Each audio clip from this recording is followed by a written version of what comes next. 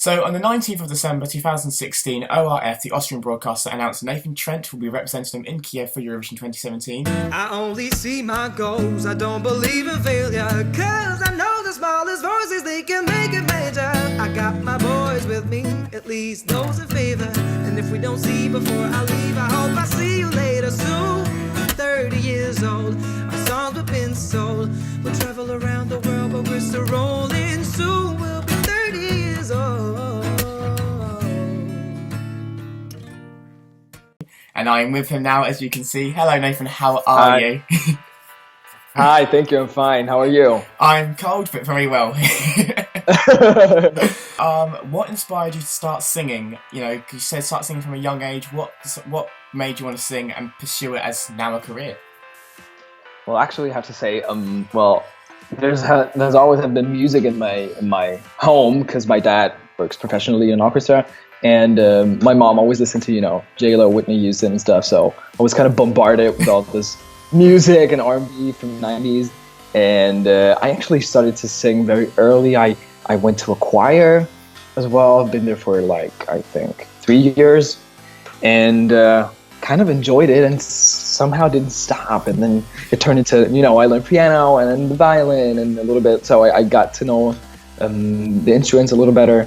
And then somehow I started to sing and not stop and not shut up. And also, in your music video, Like It Is, which we'll talk more of in just a little bit, we also see that you dance, and from one dancer to another, I must be impressed with your dance moves, I must say. So when did you start dancing, and how did that keep going as well? Well, thank you. But I wouldn't call myself a real dancer. I'm just I'd say I'm kind of a mover. But I like combining, movements with music, because I think that's what it's all about, actually. And I've been doing my studies right now in musical theater here in Vienna for 4 years, and had some classical ballet and some jazz and some hip hop. So that's a little bit my background, but I don't really have like a hugely long dancing career. That's not what I have. Okay, and something that's quite common with performers, I say, is that they have a lot of rituals or stuff to do before they sing, dance, act, whatever. Do you have any pre-show rituals or things you have to do to make a performance go right, or do you just go out there on stage and do what you have to do? Well, let's say I have to focus first. That's probably the main thing. I have to concentrate a little bit, my 5 minutes before I go on stage. But usually I, just do some vocal warms up. Or warm-ups, or I don't really do a lot of things. I just want to be focused. That's all. I don't want to mess anything up. Yeah, but I actually prefer. That's the only information that's probably interesting. I just prefer to drink sparkling water because I have the feeling that it frees everything. So I'm just give me every sparkling bottle of water you can get. So I'm happy with that. So moving on to Eurovision now. So obviously you were approached by the Austrian broadcaster. They asked you to represent them. How did it feel to be approached by ORF will you be our act for Eurovision in Kyiv? Well, that was kind of overwhelming, actually, because first I did a few casting shows in ORF already, but I never really got to. Well, I was a child at the first one, so I was 11. It was in 2003, called Kitty Contest, so contest as well. But it wasn't really. It was more for, I'd say, experience. Let's say that. But it was an awesome experience, and I never expected ORF to contact me, actually, because it wasn't really ORF. It was the radio station Ö3, which is the main radio station in Austria, and the biggest one. And Eberhard Feucher contacted me 2 days after he saw the video, and he just asked me, "Hey, are you interested? I would like to play your song on the radio, and I wanted to recommend you for Eurovision Song Contest." I was like, yep, I'm definitely interested in that. So I was not counting on anything like that. And somehow, through time, things started to clear up, and then I really got one of the serious candidates, and then they asked me to write songs and picked out songs for me, but I just decided that I wanted to go the way as a singer-songwriter. And then they really took a song that I wrote, and I wrote in combination with another producer who is Austrian but lives in LA. So that was cool. So one of the panel members who selected you was Christoph Straub, who is obviously Zoe Straub's father, wrote Lion to Sea with her. That did very well for Austria and Eurovision. Does it give you confidence that someone who can write music that well has sort of, potential and talent in you to represent Austria at Eurovision? Oh yeah, absolutely. Yeah, that's very honoring that somebody like him really liked what I did. So that's the best thing. Yeah. But I have to say that Eberhard Feucher was a lot more involved with me, because he saw me and discovered me, let's say. So he was kind of very much involved in the process and helped me a lot. So the combination was very cool.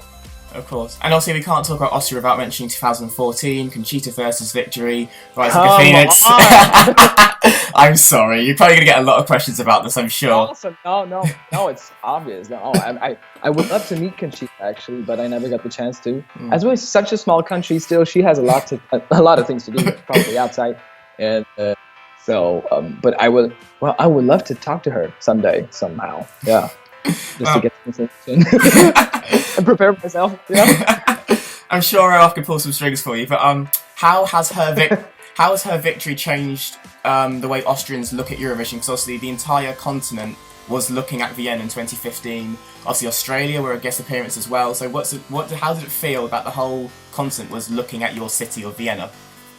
Well, it was kind of overwhelming, actually. I have to say that I was very, very, very surprised by the reaction, actually, because she did such a great job, but I didn't know if anyone, because she was such a divisive personality in some sort of ways, and I was so happy that she was accepted the way she is, and that was something that really meant a lot to me, because Europe really showed such an incredible, transformation in that era. And I was very proud at that time that it was Austria to be the country that represented this kind of tolerance, and that was awesome, really, really cool. Brilliant. And obviously just going on Austria in Eurovision, do you have any standout entries that Austria has sent over the years? Because, they're kind of like a known nation, they've been in the contest years and decades. Do you have any standout entries that you just kind of look at and go, I'm proud of my country for sending this? Well, first of all, Conchita, of course. And then I remember, because he's a friend of mine as well, I remember, I think he's been there 2007, Eric Papilaya. I thought his performance was amazing, because he's an extremely gifted vocalist. And well, I actually like the last acts a lot. Like, I thought the Make did actually pretty well job. But I mean, this competition is probably so full of diversity that either you like it or you don't like it. So I was kind of not expecting the 0 points thing, but I still think they did a great job. So yeah.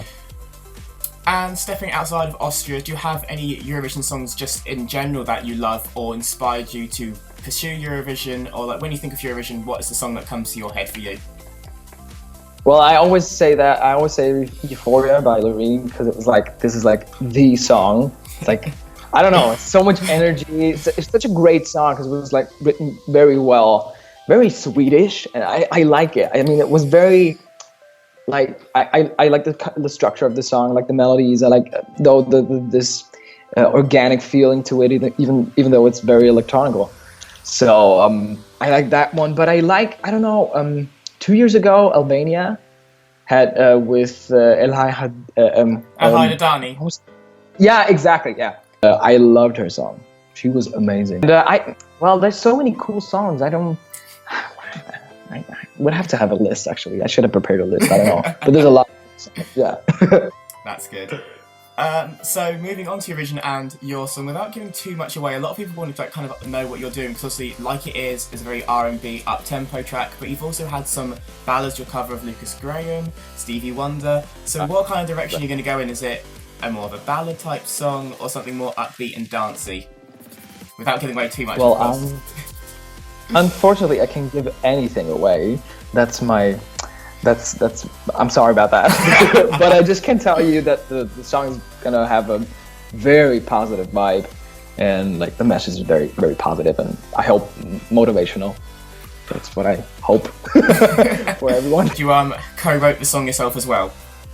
Yeah, absolutely. Yeah, I wrote that song in Los Angeles when I was there, and with as I told you, with the producer, his name is Bernhard Penzias, and we just sat down. We had a writing session, and then one thing led to another, and he started playing chords, and I just automatically wrote the song somehow, and we just mixed everything together and we're creative. So that was a cool experience because it was my first songwriting session ever, actually. I was kind of surprised that it turned out that well. Yeah, that's amazing. And obviously Eurovision is just not about the night and performance. There's a lot of leading up stuff to it as well, like going around to different areas, promotion, all this.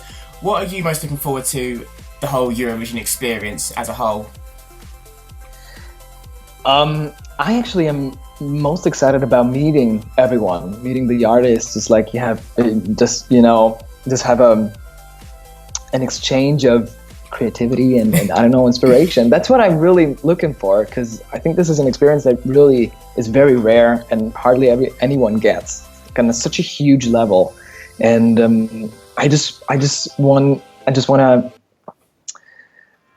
absorb everything I can get and just try to make the best out of it. But I'm looking forward the most to meet the artists. Absolutely, yeah. That's brilliant. So last year was all about unity and the showcase that. So hopefully we have another year like that. And of course, obviously the reaction outside of Austria has been somewhat very positive. How do you feel it has been inside Austria, and obviously your friends and family, how they react to the news that you are going to Eurovision for Austria? Well, my whole family just freaked out. Like literally everyone was absolutely overwhelmed, and me as well. I kind of couldn't believe it. I'm still trying to process it. I'm still trying to realize it. But they were so proud because I couldn't tell hardly anyone just because the things weren't sure, and I didn't want to explain anything if something wouldn't have worked out. So I just kept it to myself and to my closest family members. And when everyone found out, when I told everyone who was closer and like all my friends and officially on Facebook and stuff, everybody was so supportive. All my friends were so supportive, and I'm so thankful for that, because everybody really through all these years and this journey believed in me, and that's amazing. And then to see that they're still supportive after such a long time, that's amazing. Yeah. And in Austria, I think people are still not sure because they don't know me. And a lot of them are very supportive, very, very supportive, and I'm very thankful for that. Yeah, that's. But I just have to show Austria and show everyone else what's in my backpack. So just awesome. Give me some time. Give me some time. Well, I think that is everything I have for you, Nathan. Thank you very much for your time. And to close it out, obviously, just to preview your live vocals and whatnot, could you give us a little demonstration of a few bars from your summer song, Like It Is, if possible? Yes, sure. Wait, let's scream into the microphone. I hope it's fine with that. Okay. If that ain't gone, you made it clear. You cut me to pieces and left me here. So I'm all done.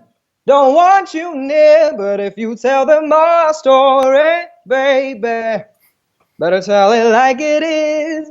And so on. And that is Nathan Trent, everyone, Austria's representative in Kyiv. Thank you so much for your time, Nathan. And we'll find out on the 31st of January what semi-final he is in, and if he is in your country where you can vote for him, vote for Austria and get Nathan to the final.